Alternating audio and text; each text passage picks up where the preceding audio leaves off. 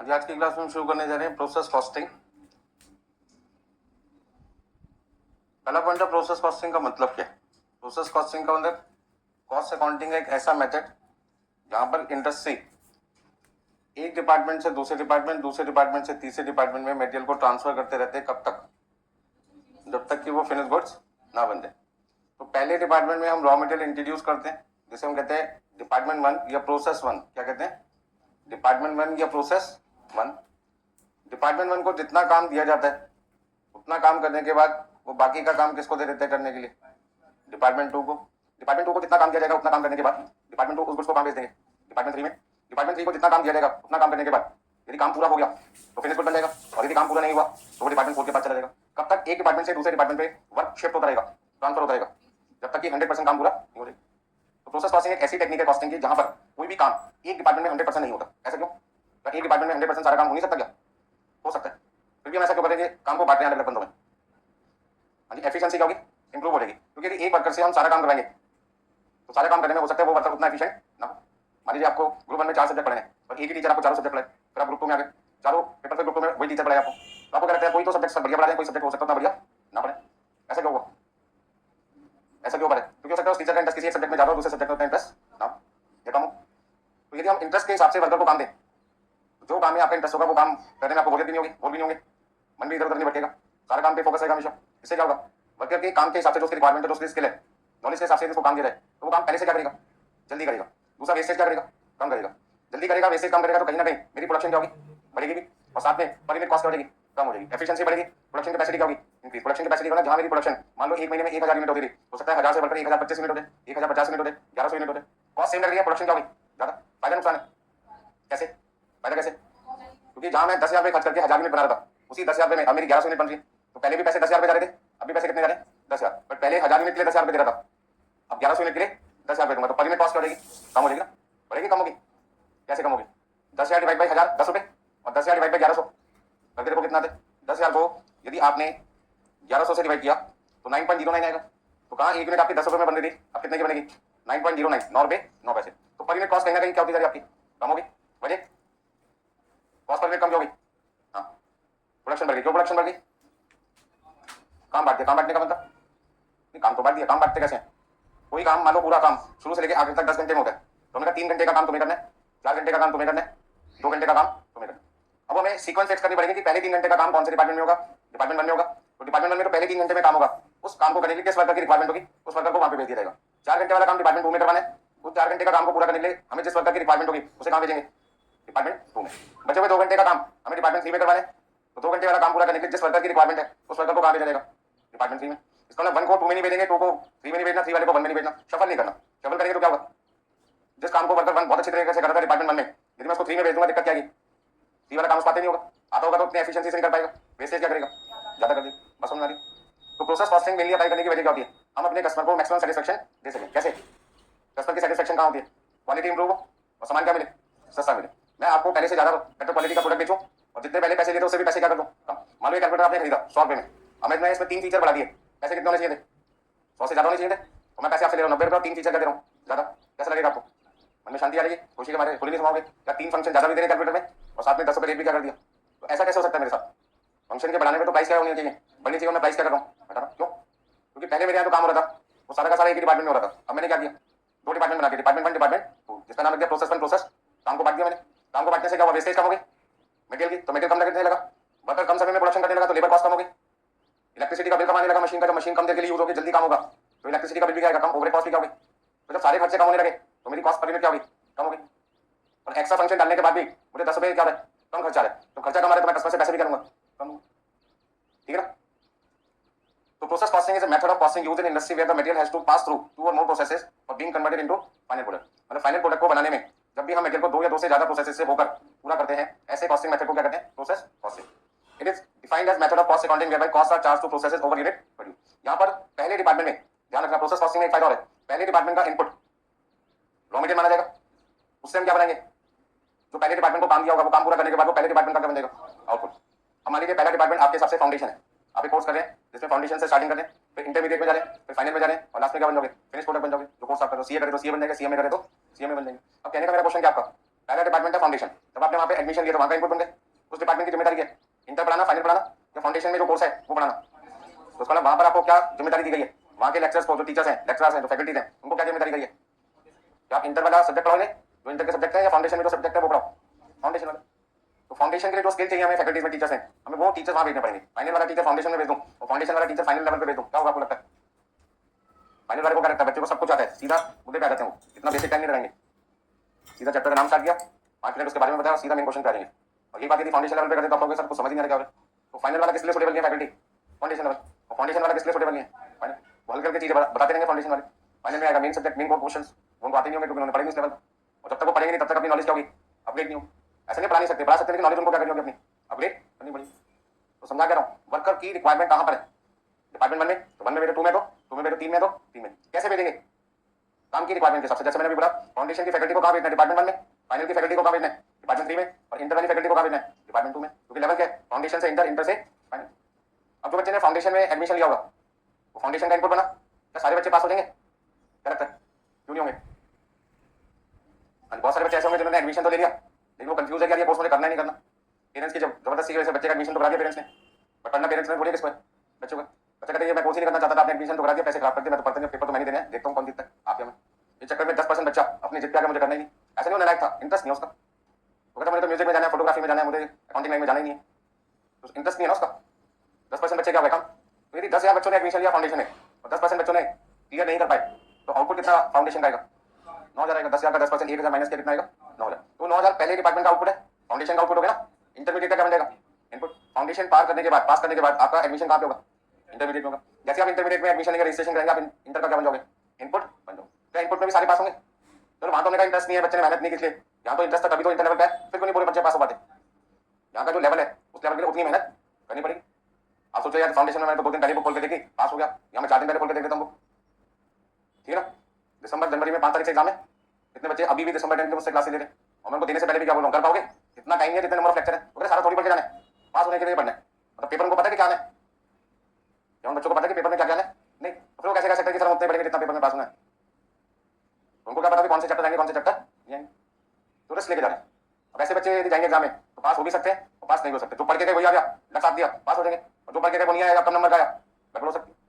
तो ऐसे में मान लीजिए 40% बच्चे इसी चक्कर में मारे गए। अब 9,000 का 40% कितना हो गया? 3600 बच्चे रह गए इंटरमीडिएट में। तो 9,000 का 60% बच्चा पास हुआ, 5,400 कट जाएगा इंटर से फाइनल। तो चलो फाउंडेशन में 10,000 इनपुट था, आउटपुट था 9,000, इंटर में वो 9,000 क्या बना? इनपुट। आउटपुट कितना बना? 5,400। 5,400 किसमें जाएगा? फाइनल में जाएगा। फाइनल में आते ही अब तो बच्चे का पूरा पूरा इंटरेस्ट है, अब तो ये कह नहीं सकता बच्चा पढ़ने नहीं जाता, अब तो मान रहे वो पढ़ने के लिए बना था, फिर वो पूरा क्यों नहीं पास हो पाता? चलो सिलेबस ज्यादा हो गया, यदि सच बताएं तो फाइनल का syllabus as compare to inter क्या होता है? कम होता है, फिर क्यों नहीं बच्चा पास हो पाता? सबसे पहली बात क्या है, कमाना चालू कर देता बच्चा, ट्रेनिंग करता है, पैसे आने लग जाते हैं, किसी की सुनता नहीं वो, फिर पैरों पे खड़ा हो गया ना बंदा। तो वो सबसे पहले तो कहता है कि यार मैं, हमारा उसका अटेम्प्ट आता है जून, वो कहता है जून तो देने नहीं, बहुत ग्रुप दूंगा एक साथ, जून से दिसंबर पे चलाते हैं। दिसंबर आते हैं तो उसको लगता है एक ग्रुप की भी तैयारी होनी पाए, 2 ग्रुप कैसे दूंगा, अगले जून पे चला जाता है। वो 2-3 अटेम्प्ट क्या होता है उसके, इतने में उसकी सैलरी थोड़ी सी बढ़ जाती है, 7,000 से 10,000, 10 से 15। अब उसको लगता है मैं बहुत पैसा कमा रहा हूँ, इंटर पास के बाद भी मुझे 15-20,000 25,000 मिल रहे हैं, आराम से कर लूंगा। और आराम के चक्कर में क्या होता है, पेपर ही नहीं दे रहा, पास कैसे होगा? फाइनल के अंदर बच्चा फेल कम होता है, दिक्कत कहाँ है? पेपर ही नहीं देता, एग्जामिनेशन फॉर्म तो भर देता है, पेपर ही नहीं देने आता ज्यादातर बच्चा, 70% बच्चा बाहर हो गया, ठीक है। तो पेपर होते हैं और मैं बच्चों के फटाफट से फोन करके पूछता हूँ किस किस बच्चे का पेपर कैसा हुआ, सर हमने तो दिया ही नहीं, हमने तो दिया नहीं। ये ज्यादा बात किसकी आती है? फाइनल वालों की, ठीक है ना।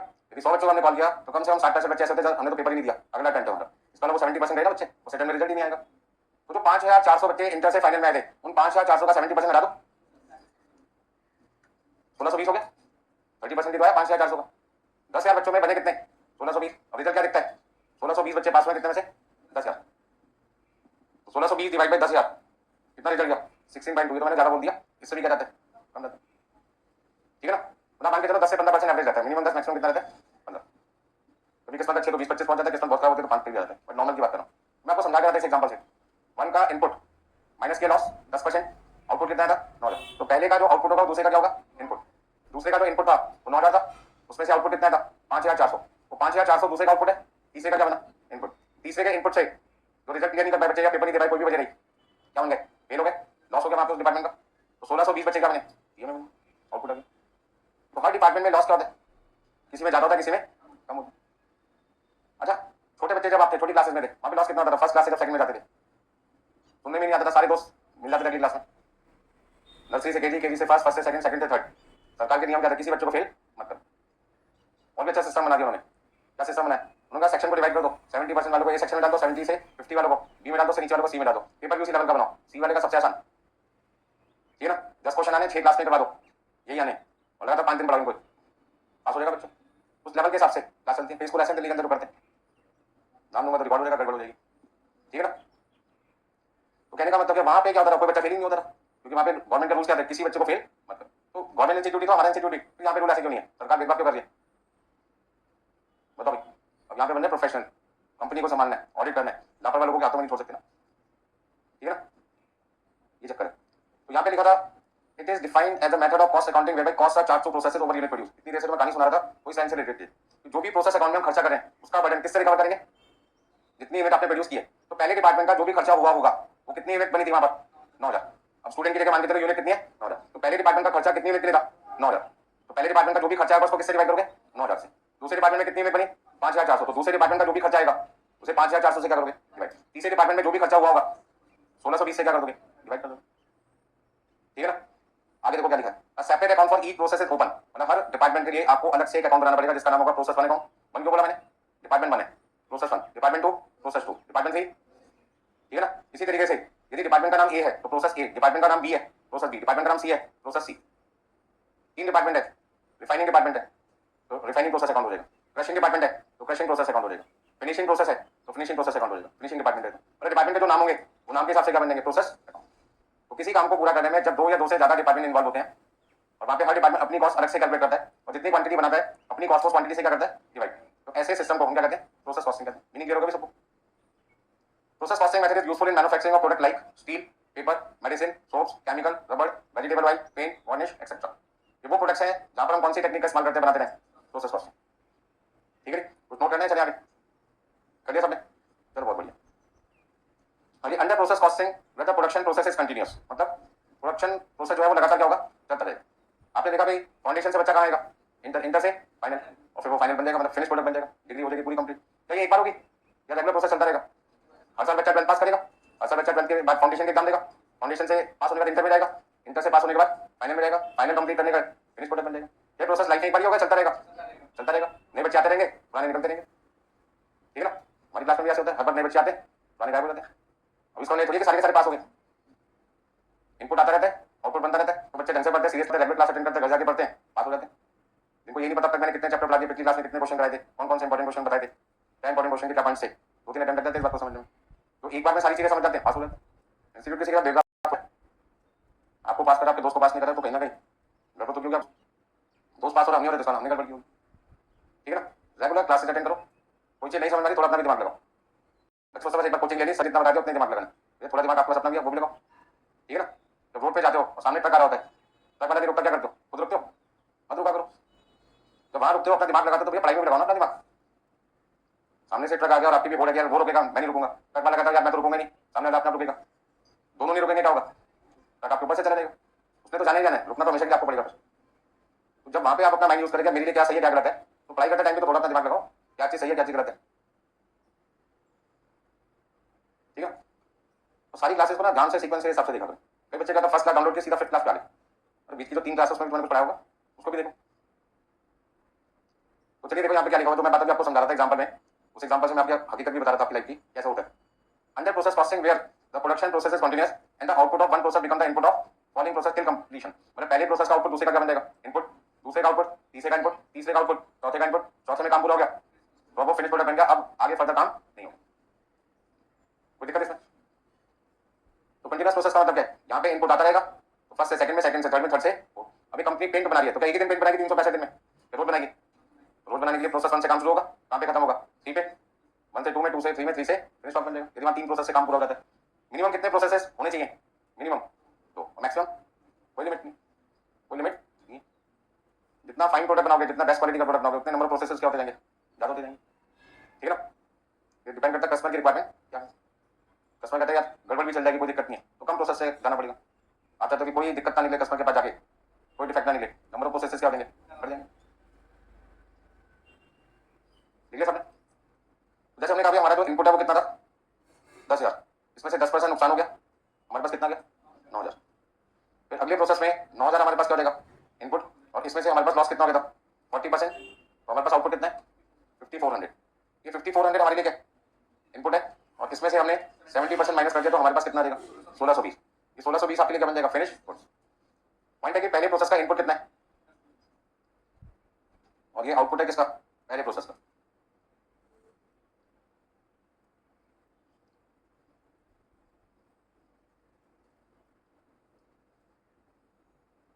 Input first process, output first process, input second, output second, third third. हम यहाँ पे क्या कह सकते हैं पहले प्रोसेस का आउटपुट दूसरे प्रोसेस के इनपुट के बराबर, दूसरे प्रोसेस का आउटपुट तीसरे प्रोसेस के इनपुट के। ऐसे सिस्टम के हिसाब से यदि प्रोडक्शन करते हैं तो कौन सी टेक्निक यूज करते हैं प्रोसेस कॉस्ट। कुछ फायदे भी हैं कुछ नुकसान। बेसिकली हम किसके लिए पढ़ रहे हैं टॉपिक फायदे के लिए। फायदे क्या क्या वो लिख लेते हैं हम, नोट करना है किसी ने कुछ।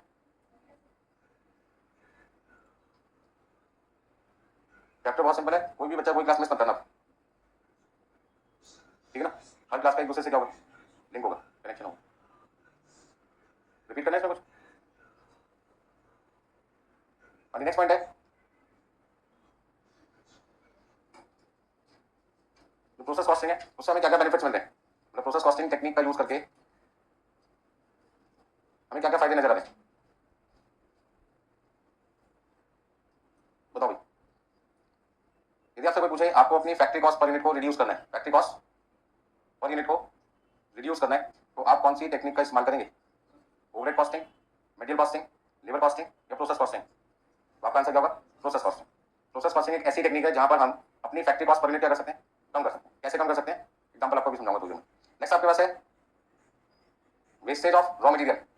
आपकी यहाँ पर क्या होगी कैसे कैसे कम होगी, क्योंकि सारा काम हम किसी एक वर्कर से ना करवा के हम टोटल काम को टोटल वर्क को 3-4 डिपार्टमेंट में या 2 डिपार्टमेंट या 5 डिपार्टमेंट में क्या करते हैं वर्कर की स्किल के हिसाब से बांट देते हैं।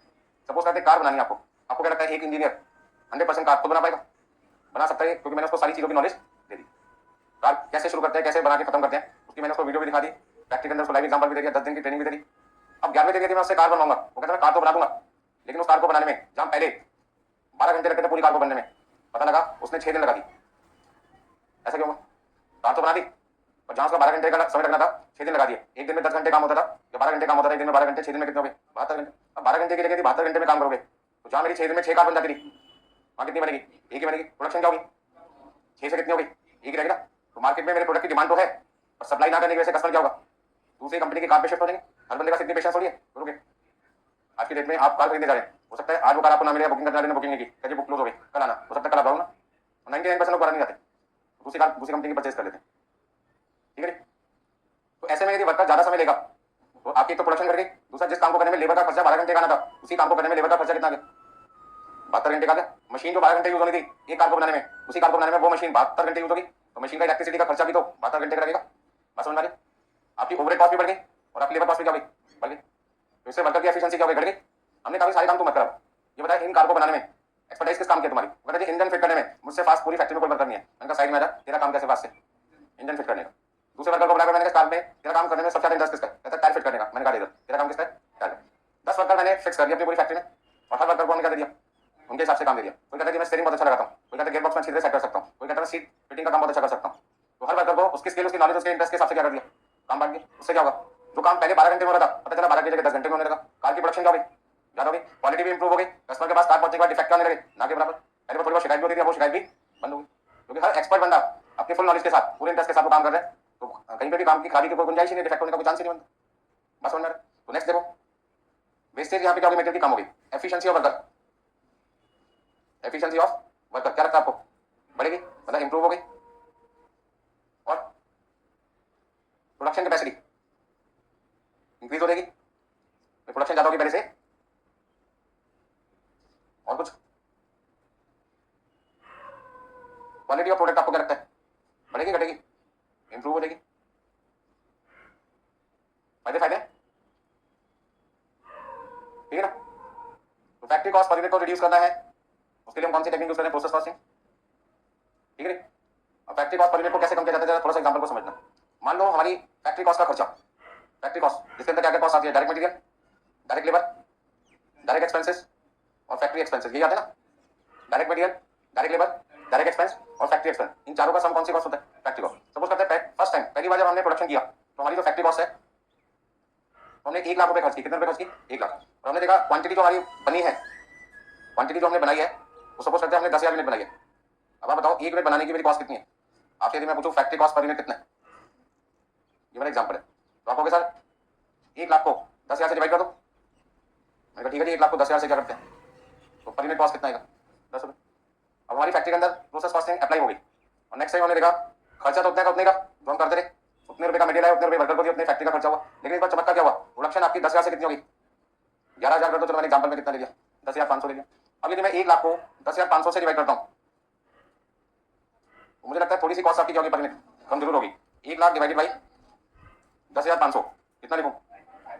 9.523 है तो 52 लिख देते हैं, ठीक है ना।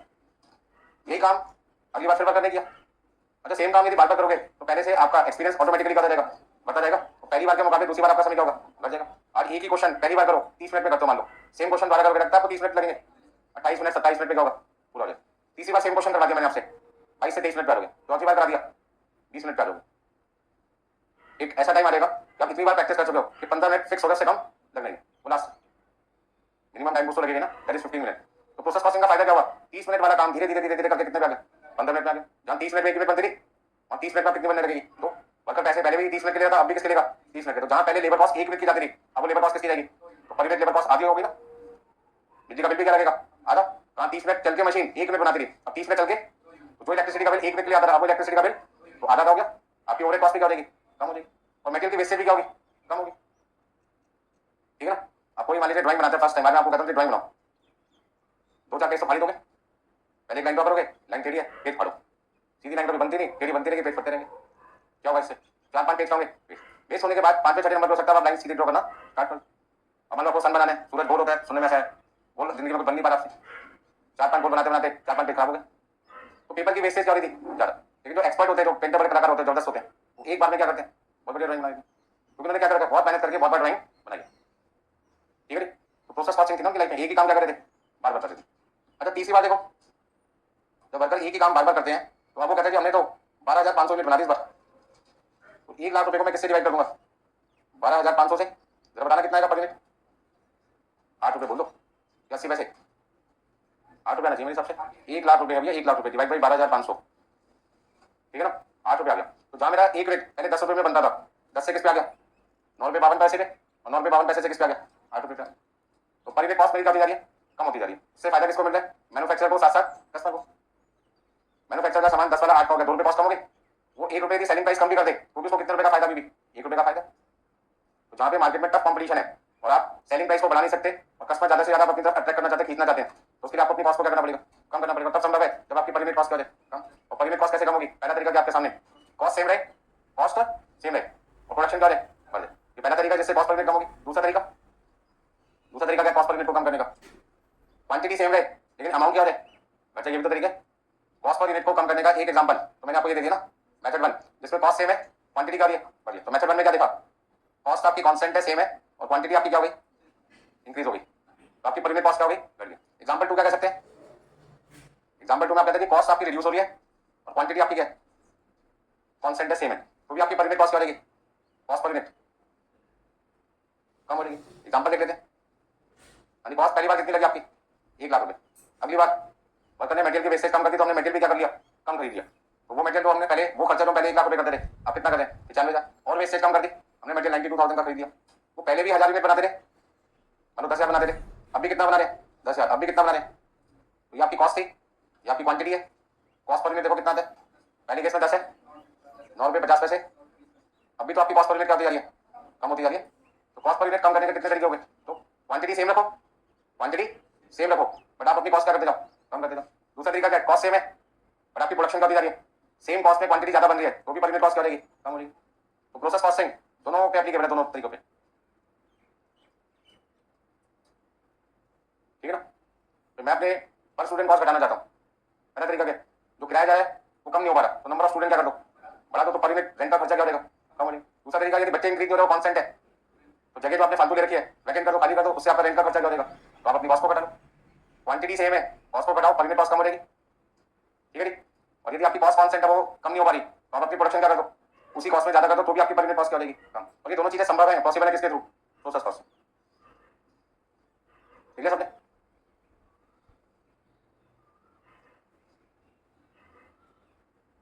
देखिए और मैन्युफैक्चरिंग बिजनेस, कोई भी बिजनेस यदि रॉ मटेरियल को फिनिश गुड्स में कन्वर्ट करता है तो ऐसे बिजनेस को हम क्या कहते हैं, मैन्युफैक्चरिंग बिजनेस। तो मैन्युफैक्चरिंग बिजनेस में रॉ मटेरियल को हम क्या करते हैं, कन्वर्ट इनटू फिनिश गुड्स।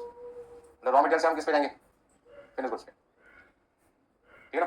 अब जब रॉ मटेरियल को फिनिश गुड्स में कन्वर्ट करेंगे तो कुछ ना कुछ खर्चा भी होगा। तो क्या खर्चा होगा, खर्चे में सबसे पहले हमें क्या लगाना है, डायरेक्ट वेजेस, जिसको हम कह सकते हैं रॉ मटेरियल। दूसरा आपके पास है direct wages, direct labour, employ cost, कोई भी नाम क्वेश्चन में लिखा हो सकता है। क्या लिखा हो सकता है, क्या लिखा हो सकता है, direct wages, direct labour cost, employ cost. Next आपके पास क्या है, डायरेक्ट एक्सपेंसेस, और इन तीनों का सम आपके पास क्या रहेगा। यानी प्राइम कॉस्ट के बाद हमें इनका करना होगा फैक्ट्री एक्सपेंसेस। फैक्ट्री एक्सपेंसेस को हम क्या कहते हैं, फैक्ट्री ओवरहेड। यानी फैक्ट्री ओवरहेड ऐड करने के बाद आपके पास क्या रहेगा, factory cost plus office overhead, और साथ में हमने लिख दिया सेलिंग ओवरहेड। तो ये तो हमारे खर्चे होते हैं, तो सारे खर्चे आपने ऐड कर दिए तो आपके पास क्या जाएगी, टोटल कॉस्ट। हर मैन्युफैक्चर अपनी टोटल कॉस्ट को क्या करना चाहता है, अमाउंट में भी कम करना चाहता है और पर यूनिट में भी कम करना चाहता है। मेन मकसद होता है पर यूनिट को कम करना हर मैन्युफैक्चर का। हर मैन्युफैक्चरिंग बिजनेस का एक ही सपना होता है, क्या सपना होता है, यानी प्रॉफिट को मैक्सिमाइज करना, प्रॉफिट को बढ़ाना। क्योंकि प्रॉफिट जब बढ़ता है तो हमारे शेयर की मार्केट वैल्यू भी बढ़ती है, साथ में हम अपने शेयर को डिविडेंड भी क्या देंगे ज्यादा से ज्यादा। जब शेयर में मतलब मार्केट की शेयर वैल्यू बढ़ेगी, डिमांड बढ़ेगी हमारी कंपनी की, तो कहीं ना कहीं फर्दर जब हम नए शेयर इशू करेंगे तो हम प्रीमियम पे शेयर इशू कर पाएंगे। 10 वाली चीज 50 रुपए में दे रहे लोगों को, लोग फिर भी कह रहे मुझे तो, पहले मुझे तो लड़ाई हो रही है। ये कब संभव है कि 10 वाली चीज 50 में जा रही है, उसमें भी बंदा कर पहले मुझे दो, क्योंकि उसको पता है कि 50 में खरीदने के बाद इमीडिएटली 80 का बिक जाएगा। खरीदते कितने का फायदा है, 30 का फायदा। 50 वाली चीज खरीदते 80 की है, तो 80 में खरीदेगा, उसको पता है 2 दिन बाद वो 100 का हो जाएगा। 100 में खरीदने वाले को पता है 1 महीने बाद वो 200 रुपए का हो जाएगा। ठीक है ना? तो ऐसे केस में क्या होगा, जहां कंपनी बहुत जल्दी ग्रो करती है वहां पे शेयर की मार्केट वैल्यू क्या होती है, घंटों में मिनटों में बार बार क्या हो रही है, बढ़ती जा रही है। डिमांड बढ़ रही है ना, शेयर तो लिमिटेड है, खरीदार करते जा रहे हैं, डिमांड ज्यादा कर रहे हैं, हर बंदा कहता है मुझे चाहिए इस कंपनी का शेयर। मार्केट में बहुत सारी और कंपनी है लेकिन उनके शेयर खरीदते पर्टिकुलर कंपनी के शेयर सारे लोग मांग रहे हैं। तो जब सारे लोग एक ही कंपनी के शेयर मांगने लग जाएंगे होगा क्या, शेयर की क्वांटिटी लिमिटेड है और डिमांड ज्यादा है तो प्राइस क्या होगी, बढ़ेगी। ऐसा क्या होगा, सारे लोग उस कंपनी के शेयर खरीदना चाहते हैं क्योंकि वहां पे प्रॉफिट दिख रहा है ज्यादा। और प्रॉफिट को बढ़ाने का एक आसान तरीका क्या है, सेल्स को बढ़ा दो। ठीक है ना? यानी क्या बढ़ा सकते हैं हम, सेल्स को, या फिर आप अपनी कॉस्ट को क्या कर दो, कम कर दो। तो सेल्स को बढ़ाने का काम मार्केटिंग डिपार्टमेंट है और कॉस्ट को घटाने का काम कॉस्टिंग डिपार्टमेंट है। तो हम तो केवल किसके लिए काम करते हैं, कॉस्टिंग डिपार्टमेंट। कॉस्ट अकाउंटिंग जो सब्जेक्ट है वो कहां तक रिस्ट्रिक्ट है, कॉस्टिंग डिपार्टमेंट, उसका मार्केटिंग से कोई कनेक्शन। तो कॉस्टिंग डिपार्टमेंट कहता है भाई देखो मैं तो सिर्फ आपके प्रॉफिट को बढ़ाने में एक काम कर सकता हूँ, आपकी कॉस्ट को क्या कर सकता हूँ, कम कर सकता हूँ। मैंने कहा कौन सी कॉस्ट, मैंने ऑब्वियसली टोटल कॉस्ट को कम करना है। तो मैं अपनी टोटल कॉस्ट को क्या करना चाहता हूँ, कम। लेकिन यदि टोटल कॉस्ट में मेरी फैक्ट्री कॉस्ट कम हो जाए, फैक्ट्री कॉस्ट पहले मान लीजिए एग्जाम्पल के तौर पर, पहले मेरी एग्जाम्पल के तौर पर आती थी 1 लाख, बाकी के खर्चे थे 30,000 10,000, कितनी कॉस्ट होगी। यदि मैं अपनी फैक्ट्री कॉस्ट को 90,000 रुपये पे जाऊँ, क्वालिटी सेम रहे, क्वालिटी कॉम्प्रोमाइज नहीं कर रहे, क्वांटिटी भी सेम रहे, क्वालिटी भी सेम है, क्वांटिटी जितनी पहले बनती थी उतनी अब बन रही है, और मैंने अपनी कॉस्ट क्या करी 1 लाख से कितनी कर दी 90,000, बाकी खर्चे सेम है।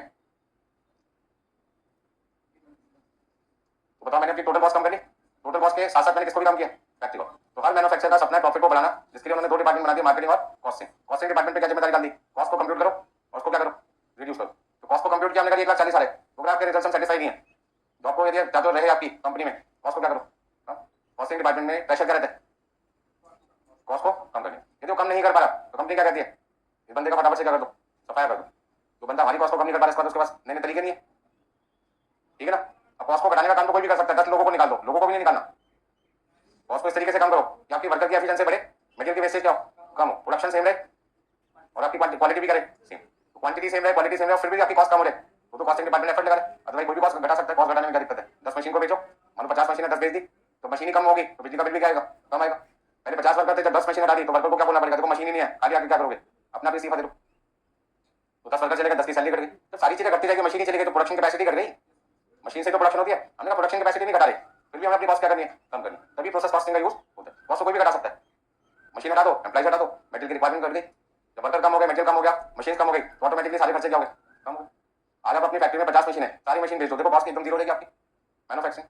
ना मशीन होगी, ना वर्कर होंगे, ना मटेरियल होगा, खाली आओगे, खाली चले जाओगे शाम को चाय पी के अपने ऑफिस, और क्या कहोगे, कंपनी बंद होगी, दिवाली होगी। ठीक है ना? तो यहाँ पे आपने क्या देखा, इस एग्जांपल से मैं आपको क्या समझाने की कोशिश कर रहा हूँ कि फैक्ट्री कॉस्ट को कम करके मैंने अपनी टोटल कॉस्ट क्या किया। तो हर मैन्युफैक्चर क्या रहता है, टोटल कॉस्ट कम हो, टोटल कॉस्ट में मैं इस समय किस पे फोकस कर रहा हूँ, ऑफिस ओवरहेड पे, सेलिंग पे या फैक्ट्री कॉस्ट पे, फैक्ट्री कॉस्ट।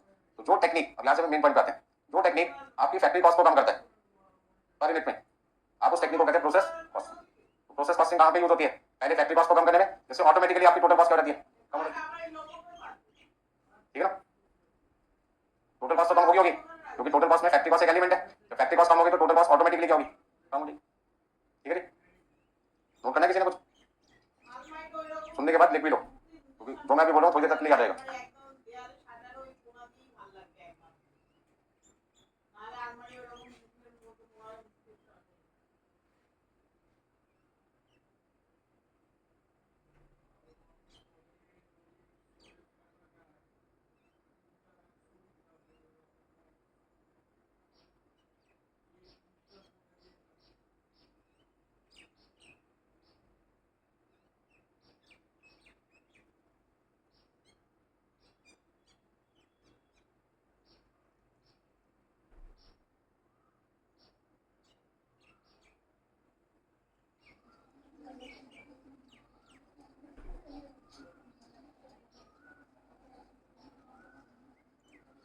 देखिए सारे पॉइंट्स, अब आगे देखिए।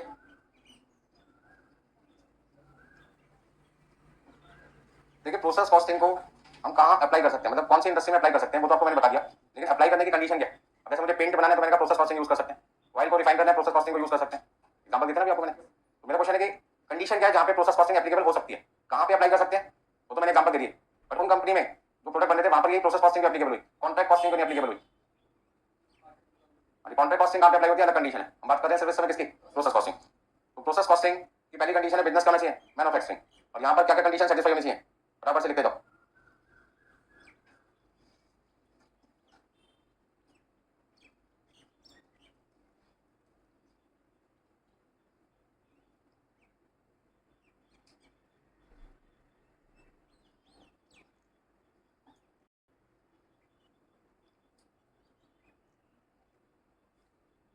जो प्रोडक्ट बना रहे हो वो कौन सा होने चाहिए, मतलब कि सिमिलर। यदि मैं रिमोट कंट्रोल बना रहा हूँ तो रोज क्या बनाऊंगा, रिमोट कंट्रोल ही बनाऊंगा। ये नहीं कि आज मैं रिमोट कंट्रोल बना रहा हूँ, आधे घंटे बाद मैंने कैलकुलेटर बनाऊंगा, आधे घंटे बाद मैंने माउस बनाऊंगा, फिर मैंने कभी पेन बनाऊंगा, फिर मैंने कभी लैपटॉप बनाऊंगा, ऐसा नहीं। प्रोडक्ट क्या रहने चाहिए, सिमिलर प्रोडक्ट होने चाहिए, मतलब बार बार क्या बनेगा, एक जैसा ही प्रोडक्ट बने। तो वर्कर की एफिशिएंसी स्किल क्या होगी, बढ़ेगी। आज मैंने पहला क्वेश्चन कराया, एक ही बार कराया, फिर मैंने दूसरा क्वेश्चन कराया लेकिन वो डिफरेंट था पहले से, आपकी स्किल बढ़ी, कब बढ़ेगी, जब पहला क्वेश्चन द्वारा सेम वैसे कराऊं से वैल्यू बदल दो, दूसरा क्वेश्चन कराऊं पहले जैसा ही, तीसरा क्वेश्चन कराऊं पहले जैसा, चौथा क्वेश्चन कराऊं पहले जैसा। जब एक ही क्वेश्चन बार बार करते रहोगे तभी तो आपकी नॉलेज क्या होगी, स्किल क्या होगी, एफिशिएंसी स्पीड क्या होगी, बढ़ेगी। लेकिन यदि मैंने आज की क्लास में चार क्वेश्चन कराए, चारों अलग अलग है, कितने लोगों की स्किल बढ़ेगी, बढ़ेगी। चारों को समझने में दिमाग खराब हो गया, पहले क्वेश्चन को समझा आधा घंटा लगा, दूसरे को समझा आधा घंटा लगा। जब दूसरा क्वेश्चन मैंने समझाया, मैंने पूछा कि पहले से कोई कनेक्शन था, आपने कहा सर कोई कनेक्शन नहीं था। तो क्या वो होमोजेनियस प्रोडक्ट थे, होमोजेनियस क्वेश्चन थे, सिमिलर क्वेश्चन थे, चैप्टर था एक ही पर क्वेश्चन क्या थे, अलग अलग थे। तो वहां पे आपकी प्रोसेस कॉस्टिंग एप्लीकेबल नहीं होगी। प्रोसेस कॉस्टिंग की कंडीशन क्या है, जो काम पहली बार किया सेम वही काम दूसरी बार, तीसरी बार, चौथी बार। आपने देखा बहुत सारे लोग मोटरसाइकिल पर स्टंट करते हैं, क्यों, पहली बार में इतना बढ़िया स्टंट कर पाते हैं, टाइम लगता है, किसी को 1 महीना, किसी को 2 महीने, किसी को 4 महीने। अब जिसने 1 महीने के अंदर बढ़िया सा स्टंट करके दिखाया, उसने पहली बार में थोड़ी स्टंट कर पाया होगा। एक ही स्टेप के लिए, एक ही काम करने के लिए कम से कम 10-15 बार, 20 बार क्या होगी, प्रैक्टिस, तब जाके एक्सपर्टाइज हुआ वो। बस समझ में। तो होमोजेनियस का मतलब क्या है, सेम काम, एक ही काम बार बार होना चाहिए। यदि काम बार बार बदल रहा है तो फिर प्रोसेस कॉस्टिंग वहां पे एप्लीकेबल नहीं होगी। दूसरा लिखो, लार्ज क्वांटिटी बननी चाहिए। लार्ज क्वांटिटी का मतलब है लार्ज प्रोडक्शन। ऐसा नहीं है सिर्फ एक रिमोट कंट्रोल बना दिया और आपके मेरी तो नॉलेज बढ़ गई। कम से कम कितने, कोई लिमिट नहीं है कम की, 10,000 मान के चलो। अब यदि मान लो आपको यहाँ पे कैलकुलेटर में बटन लगाने, पहली बार में जब आप इस कैलकुलेटर में फर्स्ट टाइम बटन लगाओगे टाइम लगेगा ज्यादा, दूसरी बार में 1 मिनट, आधा मिनट, 10 सेकंड, 20 सेकंड कर सकते हैं, तीसरी बार, चौथी बार, पांचवी बार। एक ही दिन में मैं आपसे कितने कैलकुलेटर पे बटन लगाने की बात कर रहा हूँ, 10 या 2 दिन में या 4 दिन में। तो पहले 15-20 में आपको टाइम लगेगा ज्यादा, अगले 15-20 में टाइम थोड़ा सा क्या हो जाएगा कम, फिर अगले 20-25 में क्या होगा और टाइम कम होता जाएगा। ठीक है ना, आपको पता लग जाएगा कौन सी चीज कहां से उठानी है और कितने डिस्टेंस पे मुझे रखनी है, अपने आप ही आपका हाथ क्या होगा, सेट हो जाएगा। आप इंस्टीट्यूट से घर जाते हैं, घर से इंस्टीट्यूट आते हैं, रोज काम करते हैं यही, तो रास्ता याद हो जाता है। और जो लोग मोटर बाइक पे आते हैं, गाड़ी पे आते हैं, वो बातें करते करते भी अपना भी गाड़ी मोड़ लेते हैं, देखना भी नहीं पड़ता। तो उनको बोलता है कि फोन करता है यार गाड़ी मोड़ ले, रास्ता आगे करता, ऐसा क्यों होता है। बात भी कर रहे हैं, गाने भी सुन रहे हैं, फिर भी गाड़ी अपने घर की तरफ जा रही है, क्यों, आदत होगी ना। वो अपने आप ही आपकी क्या होती है, एफिशिएंसी इंक्रीज हो जाती है कि अब मुझे इतने डिस्टेंस पे अपनी गाड़ी को क्या करना है, टर्न करना है, लेफ्ट पे करना है, राइट पे करना है, स्पीड कितनी बढ़ानी है, स्पीड कितनी घटानी है, कितनी ब्रेक लगानी है, कब लगानी है, ये सारी चीजों की आपको आदत पड़ जाती है। लेकिन ऐसा क्या होगा, क्योंकि आप रोज सेम कार ही यूज कर लो, सेम डिस्टेंस पे ही जाएगा। सेम रूट ही यूज कर रहे हो, एक ही काम क्या कर रहे हो, बार बार। आज आपको बाइक 1 दे दी, अगले दिन बाइक मैंने दे दी दूसरी, पहली बाइक में 4 गियर थे, दूसरे में 5 गियर है, तीसरी ऑटोमेटिक है, बंदा पागल हो जाएगा। जो ऑटोमेटिक वाला वो गियर ढूंढ रहा होगा, पैर को चला रहा होगा अपने, मोटर बाइक पैर है ही नहीं यूज करने के लिए वहां पर, ठीक है ना। अब कई लोग जब शुरू में नॉर्मल स्कूटर से स्कूटी पे शिफ्ट हुए तो जब भी ब्रेक लगानी थी खड़े हो जाते थे स्कूटी पे, यार रुक ही नहीं रहा, और रुकता किससे था, हाथों से, और पहले किससे होता था, राइट पैर से। तो शुरू में बड़ी दिक्कत आई लोगों को, कह ब्रेक नहीं लगती, पूरा खड़े होगा तो ब्रेक लग गया, बात समझ में आ रहा है। यदि रोड में उनका डिवाइस चेंज कर दूं या रोड उनका स्कूटी चेंज कर दूं या रोड उनकी मशीन चेंज कर दूं तो भी प्रोसेस कॉस्टिंग एप्लीकेबल नहीं हो।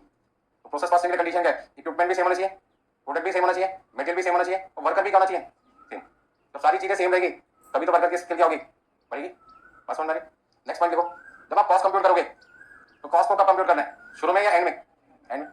जैसे ही पहले डिपार्टमेंट में काम पूरा हो गया, पहला डिपार्टमेंट अपनी कॉस्ट निकालेगा, ठीक है, वो अपनी कॉस्ट किसको बताएगा, फिर दूसरे को। प्रोसेस कॉस्टिंग में एक अच्छा काम क्या होता है, पहले डिपार्टमेंट ने जितना खर्चा किया है उसके पैसे किससे मांगता है, वो कस्टमर से डायरेक्ट, डिपार्टमेंट 2 से, डिपार्टमेंट 2 से क्यों, कस्टमर से क्यों नहीं, क्योंकि डिपार्टमेंट 1 ने सामान बनाकर किसको दिया था, डिपार्टमेंट 2 को या कस्टमर को।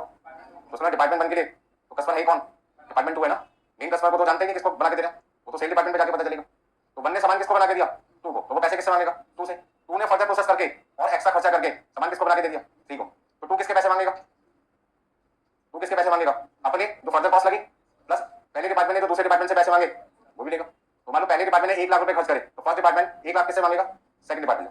सेकंड डिपार्टमेंट ने 50,000 और खर्च कर दिए तो वो थर्ड से कितने मांगेगा, 1 लाख प्लस 50,000, 1 लाख 50,000। थर्ड ने 40,000 और खर्च कर दिए तो 1 लाख 50,000 प्लस 40,000 कितना हो गए, 1 लाख 90,000। तो थर्ड डिपार्टमेंट सेल डिपार्टमेंट को जब गुड्स ट्रांसफर करेगा तो क्या करेगा, पहले डिपार्टमेंट के 1 लाख, दूसरे के 50,000 और मेरे 40,000, तीनों मिलाकर कितने लगे, 1 लाख 90। मैं तुम्हें सामान कितने में दूंगा, 1 लाख 90। सेल डिपार्टमेंट क्या कहता है, तेरी जैसे तो सिर्फ कितने कहते, 40 ही कहते, वो कहते नहीं नहीं, पहले वाले ने सामान ही कब दिया मुझे, जब उसने मुझसे 1.5 लाख मांगे, 40 महीने और लगाया तो मेरी जैसे टोटल कितना खर्च हो गया, 1 लाख 50,000। बात समझ में आ गई, तो लिखो यहाँ पे फटाफट से कॉस्ट हम कंप्यूट करते हैं at the end of each process after completion of work. जब पहले प्रोसेस में काम पूरा हो जाएगा जितना उसको दिया गया था तो वो अपनी कॉस्ट निकालेगा, दूसरे प्रोसेस को जितना काम दिया गया था जब वो काम कंप्लीट होगा तो वो अपनी कॉस्ट निकालेगा, तीसरे को जो काम दिया गया था जब वो काम पूरा कर देगा अपनी कॉस्ट निकालेगा, ठीक है ना।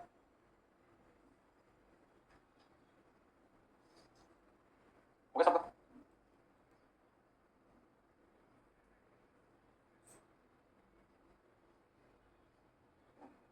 Next point, loss in process costing, बहुत मेन पॉइंट है। प्रोसेस कॉस्टिंग के अंदर कितने तरीके के लॉसेस आपको देखने को मिल सकते हैं। तो एक स्टूडेंट ने बोला 2, कौन कौन से, नहीं, पहला लॉस होता है जो हम किससे चार्ज कर सकते हैं, कस्टमर से, और दूसरा वो लॉस जो हम कस्टमर से चार्ज नहीं कर सकते। तो मेरे हाथ में इस समय ये रिमोट कंट्रोल है, ठीक है, और मेरे हाथ से छूट गया और टूट गया, अब इसके पैसे मैं आपसे ले सकता हूँ, क्यों, आपको पढ़ाने के लिए तो मैंने रिमोट कंट्रोल खरीदा था, मेरे हाथ से छूट गया, 100 रुपये का नुकसान हो गया। मैंने कहा क्लास में बच्चे बैठे 100, 1-1 रुपये सब निकालो, फटाफट से नया कैलकुलेटर मंगा दो, नया मोबाइल मंगा दो, नया रिमोट कंट्रोल मंगा दो, जो भी चीज टूट गई। आप सबने क्या कर दिया, मना, क्योंकि रिमोट कंट्रोल किसके हाथों से टूटा है, मेरे हाथों से, ठीक है, तो नुकसान मुझसे हुआ है, मैं मैन्युफैक्चर करूँ तो बियर भी मैं करूँगा। और ये मैंने रिमोट कंट्रोल किसको दिया था, कस्टमर को, कस्टमर का दिखाना कैसा है, मैं देखो देखते हो उसके हाथ से छूट गया और टूट गया, अब पैसे कौन भरेगा, कस्टमर, क्योंकि उसके हाथों से गिरा, हाथों हाथों में भी फर्क होता है, मेरे हाथ से गिरेगा मेरा नुकसान, आपके हाथ से गिरेगा आपका नुकसान। तो इसी तरीके से जब मैन्युफैक्चर प्रोडक्ट बनाता है तो सबसे पहले वो चेक करता है कि जो लॉस हमारी फैक्ट्री के अंदर हुआ है गुड्स को बनाने में उसका जिम्मेदार कौन है, रिस्पॉन्सिबल कौन है। बस समझ में, लॉस हो गया, मान लिया हमने, लॉस हुआ कहाँ पे, हमारी फैक्ट्री में, पहला पॉइंट क्या है, मटेरियल का नुकसान हो गया, दूसरा पॉइंट कहाँ पे हुआ है, हमारी फैक्ट्री में, तीसरा पॉइंट यहाँ पे बनता है कि वो जो मटेरियल का नुकसान हमारी फैक्ट्री में हुआ है वो किसकी वजह से हुआ, कस्टमर की रिक्वायरमेंट को फुलफिल करने की वजह से हुआ या मैन्युफैक्चर की लापरवाही की वजह से हुआ। बस समझ में, मटेरियल का नुकसान हुआ कहाँ पर, हमारी फैक्ट्री में, ठीक है, हमारी फैक्ट्री में मटेरियल का नुकसान हो गया, हमने मान लिया, नुकसान हुआ किसकी वजह से, वजह ढूंढो, रीजन ढूंढो, यदि वो नुकसान का जिम्मेदार कौन निकला, कस्टमर, उस लॉस को कौन बियर करेगा, कस्टमर बियर करेगा। और यदि लॉस का रिस्पॉन्सिबल जिम्मेदार कौन निकला, मैन्युफैक्चर या मैन्युफैक्चर का वर्कर या मैनेजर उसका, तो मतलब मैन्युफैक्चर के नुकसान माना जाएगा। तो पहला केस क्या लिखोगे यहाँ पे, लॉस इन प्रोसेस कॉस्टिंग के अंदर हमारा लॉस कौन है, रिस्पॉन्सिबल कौन है, ठीक है, यू, कस्टमर, यहाँ पे कौन है,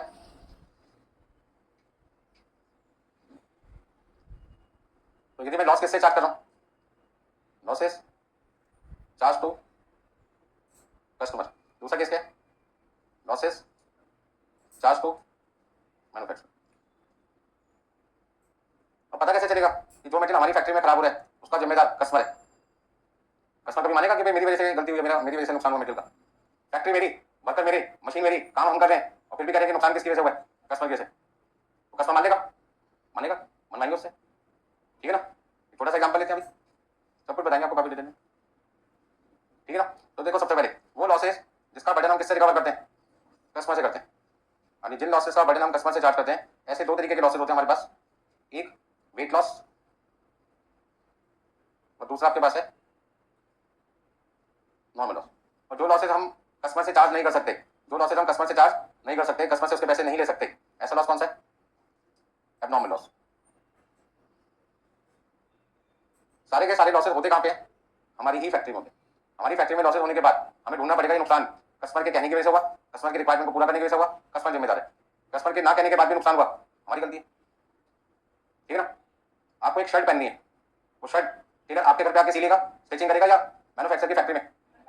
मैन्युफैक्चर की फैक्ट्री में, बिल्कुल सही बात है। कपड़ा कहाँ पे स्टिच हो रहा है, कहाँ पे सिलाई कर रहे हैं? फैक्ट्री में। किसके लिए शर्ट बन रही है? मैन्युफैक्चर के लिए, कस्टमर को पहनाने के लिए। कस्टमर को पहनना है उसके लिए। अब कस्टमर की रिक्वायरमेंट क्या है? मेरे साइज के हिसाब से शर्ट बनाई है, ठीक है? अब साइज मान लीजिए 38 साइज आ रहा है मार्केट में, 40 साइज है, 42, 44, 46 जो भी साइज है, आपको 40 साइज की शर्ट खरीदनी है। अब टेलर के सामने दिक्कत क्या है कि जो कपड़ा उसके पास आता है वो कौन सी फॉर्म में होता है? रेक्टेंगल फॉर्म में होता है। किस फॉर्म में आता है? रेक्टेंगल। मतलब एक शर्ट बनाने में 40 साइज की, 40 जो मेजरमेंट है, 40 साइज की जो शर्ट है उसमें 2 मीटर कपड़ा लग रहा है, तो हमने टेलर को क्या दे दिया? 2 मीटर लंबा कपड़ा लाकर दे दिया, तो कौन सी फॉर्म में मिलेगा? Rectangle form. शर्ट का रेक्टेंगल फॉर्म में पहनोगे आप, इसका मतलब क्या हुआ? कपड़े का साइज, कपड़े का शेप अलग साइज का है, अलग डिजाइन का है, अलग शेप है, और शर्ट देखने में क्या साइज अलग है, उसका शेप अलग है। तो जहां मटेरियल का शेप और फिनिश गुड्स का शेप डिफरेंट होता है, वहां पर कहीं ना कहीं क्या होगी? मटेरियल की वेस्टेज होगी। ऐसे में टेलर को क्या करना पड़ेगा? मेजरमेंट के हिसाब से, साइज के हिसाब से हमें कपड़े को जगह जगह से क्या करना होगा? काटना पड़ेगा, बाद में उसको क्या करना पड़ेगा? स्टिच करना पड़ेगा। स्टिच करने के बाद क्या देखोगे? कुछ छोटे छोटे कपड़े के पीसेस काटने के बाद शर्ट में यूज नहीं हो पाए, शर्ट में लग नहीं पाए, ना लगने की कोई गुंजाइश है, बच गए। अब क्या करोगे इस कपड़े का, छोटे छोटे कपड़ों का? क्या लगता है आपको? कॉलर के साथ अलग से अटैच कर दे, पॉकेट के साथ अलग से अटैच कर दे, क्या बाजू में लगा दे यहाँ पे, या वहीं पे गिरा रहने दे? क्या कहते हो, आपको क्या लगता है? वही रहने तो भैया, हमारे को उसकी कोई जरूरत नहीं है। अब कपड़ा तो पूरा खरीदा था, तो जो छोटे छोटे पीसेस जमीन पे गिर गए उसके भी तो पैसे आपने दिए होंगे, और जो कपड़ा शर्ट में लग गया उसके भी मटेरियल के पैसे दिए होंगे आपने। तो मटेरियल के पैसे तो कितनी बार लग रहे हैं? 2 बार। जो कपड़ा यूज हो गया वो भी, और जो नहीं यूज हुआ, वेस्ट हो गया वो भी। और जो कपड़ा वेस्ट हुआ वो किसके कहने पे हुआ? कहाँ पे हुआ? हमारी फैक्ट्री में। जिम्मेदार कौन है? हम या कस्टमर? कस्टमर।